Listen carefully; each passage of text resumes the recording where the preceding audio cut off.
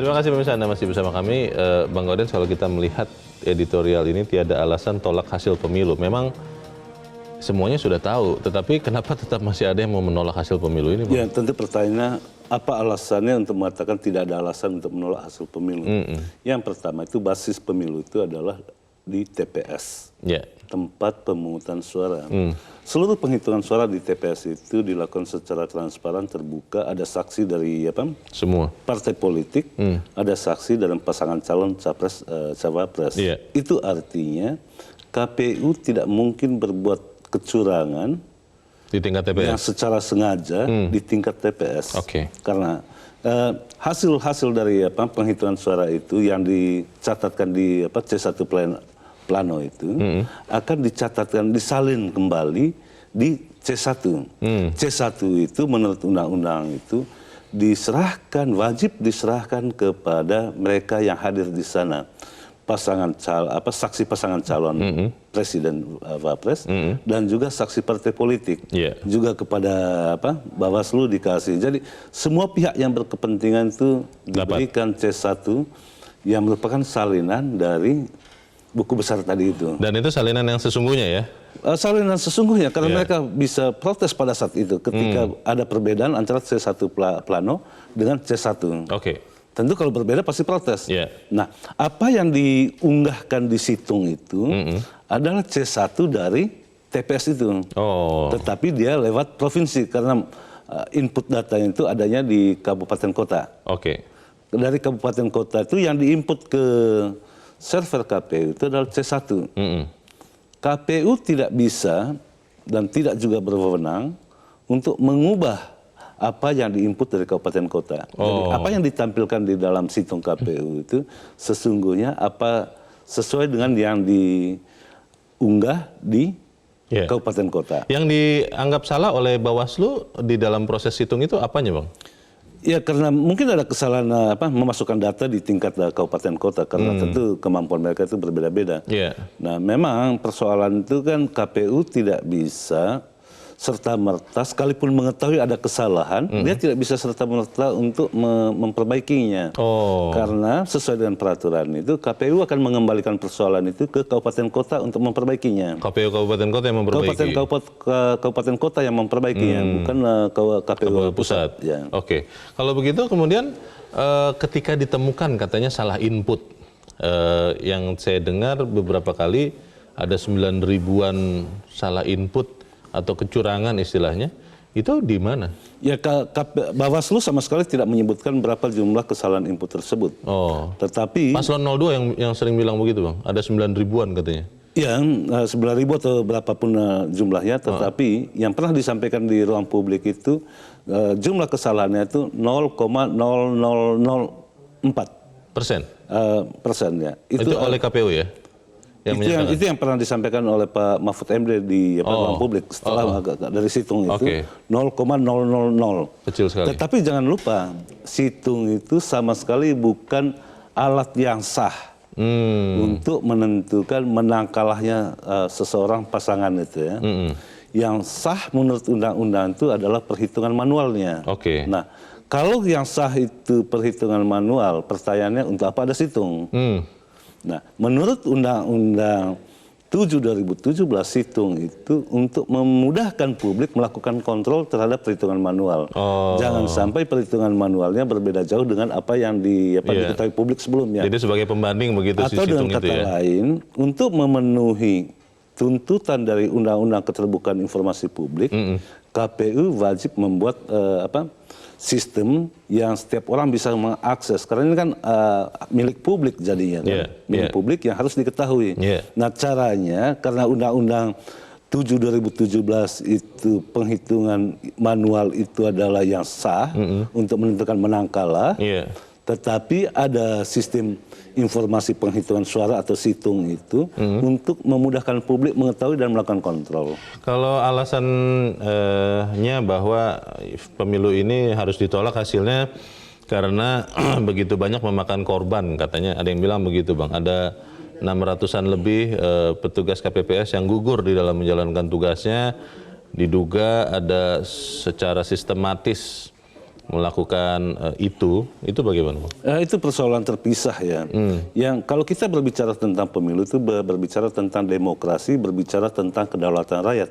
Apa sih makna kedaulatan rakyat itu? Makna kedaulatan rakyat itu di dalam pemilu itu adalah apa yang dicobloskan oleh seorang warga negara sekalipun itu harus sama dengan yang dihitung di tingkat nasional nanti. Jadi harus aman ya suaranya. Atau dengan kata lain, kemurnian suara yang ada di TPS itu harus bisa terjamin, bisa dipastikan bahwa tidak ada yang berubah dari kemurnian suara dari tingkat TPS itu sampai ditetapkan di rapat pleno yang 35 hari setelah pemungutan suara itu.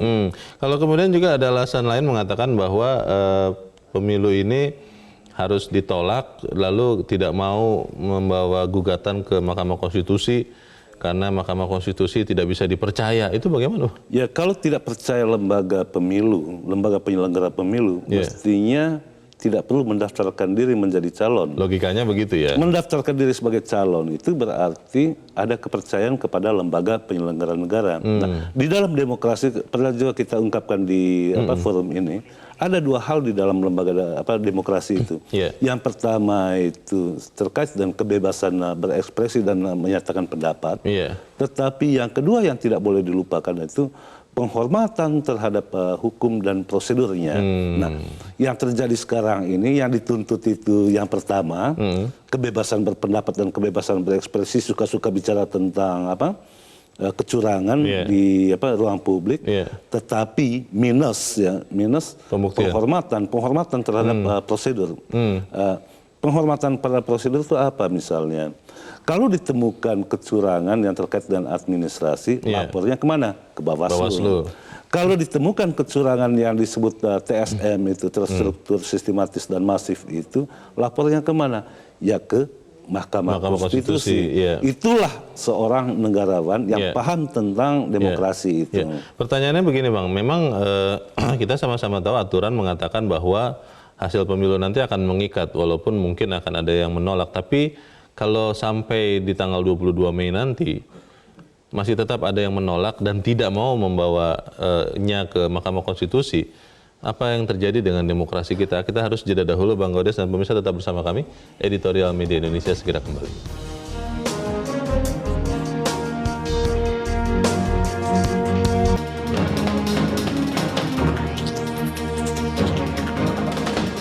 Terima kasih pemirsa, Anda masih bersama kami. Bang Gaudens, kita coba mendengarkan dulu pendapat pemirsa Metro TV. Kita sudah terhubung dengan Pak Edward di Bengkulu. Pak Edward, selamat pagi Pak. Selamat pagi Bung Gaudens, selamat pagi Bung Leonard.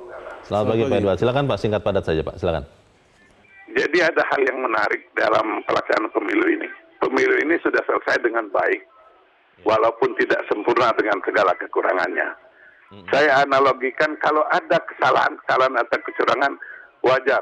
Kita analogikan bahwa 800.000 sekian TPS dikelola oleh 8 orang setiap TPS, berarti ada 6 juta sekian, 6 juta setengah. Di sini tidak ada tes psikologi, tidak ada tes kesehatan. Orang yang sudah lulus tes saja ada yang korupsi, ada yang menyimpang, ada yang berkhianat. Di dalam hal ini juga ada. Contoh di Bengkulu, ada 3 PPK yang tertangkap karena mengembungkan salah satu suara dari salah satu caleg dari Gerindra. Itu yang tertangkap di Jakarta dan dijanjikan uang suara. Itu salah satu. Kedua, yang diisukan bahwa ada kematian yang sangat luar biasa.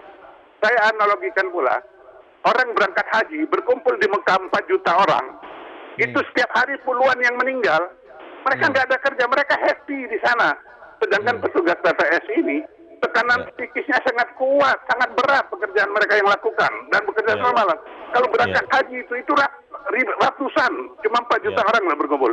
Nah, kita berharap semuanya ini kita akui cuma untuk demi kepentingan yang lebih besar, kepentingan bangsa. Tunjukkanlah jiwa kenegaraan. Yang penting saya garis bawahi, terkhusus kepada Bapak Prabowo Subianto yang saya hormati.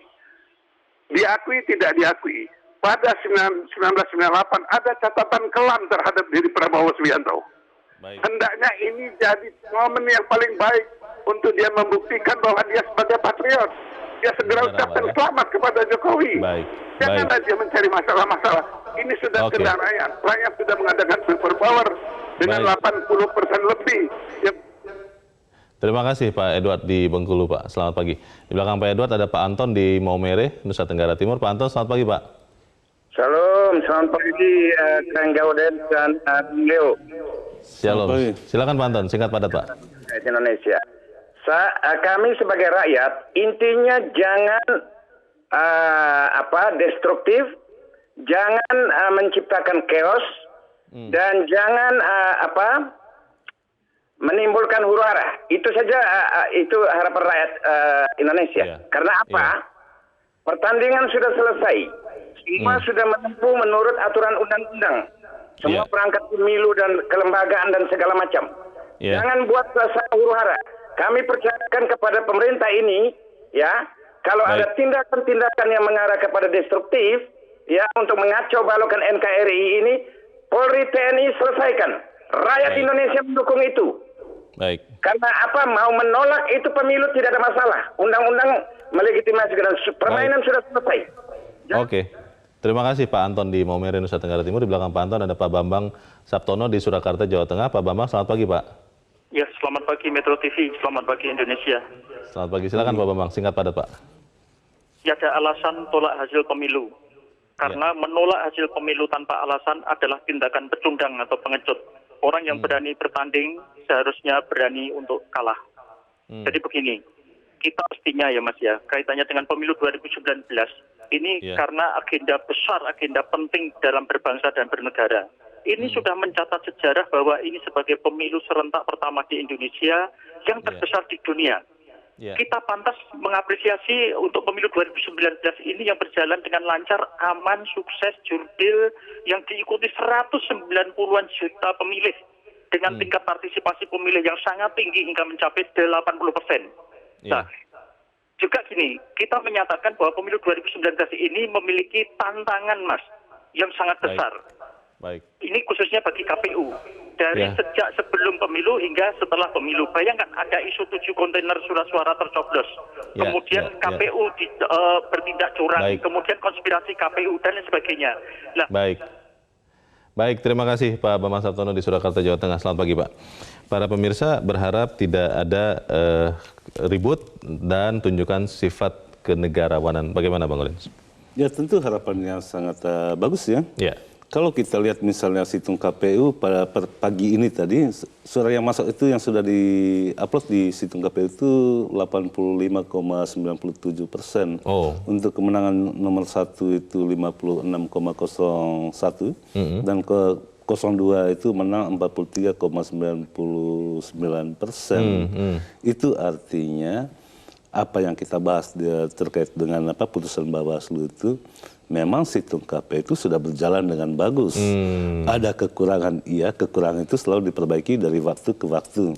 Kemudian apa yang disampaikan oleh para pemirsa, per hari ini sudah 27 provinsi dilakukan rekapitulasi suara.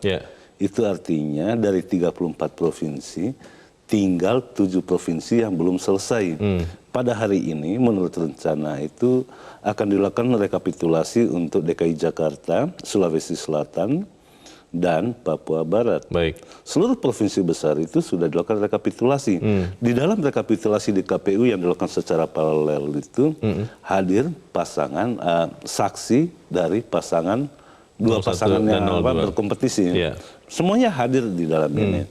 Baru menurut informasi yang mereka beritahukan bahwa mereka tidak akan terlibat di dalam pleno KPU, di dalam penetapan suara. Penetapan akhir. Tetapi undang-undang tidak mengatur apakah mereka harus hadir atau tidak hadir. Yang paling penting itu Bawaslu sebagai pengawas pemilu hadir di sana. Itulah yang menentukan nanti. Kalau misalnya penetapan oleh KPU itu tidak diajukan gugatan sebagai sengketa pemilu ke Mahkamah Konstitusi, itu berarti putusan yang akan dilakukan paling lambat tanggal 22 Mei itu udah final gitu. Baik, jadi memang tidak ada alasan untuk menolak hasil pemilu ya? Ya, seperti yang dikatakan Pak Anton dari Maumere, pertandingan itu sudah selesai. Baik, pertandingan sudah selesai dan kita harapkan sifat kenegarawanan dari semua calon.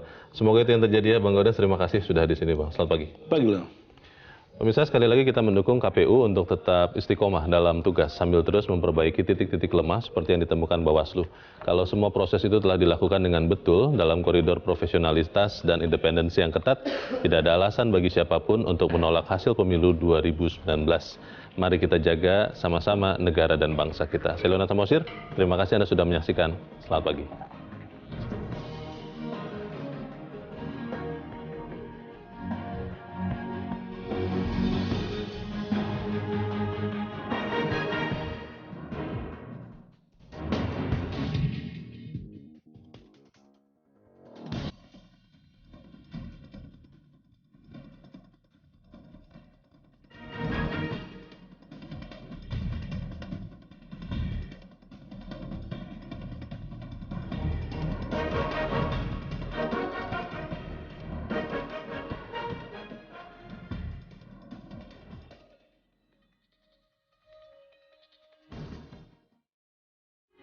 Metro TV, knowledge to elevate.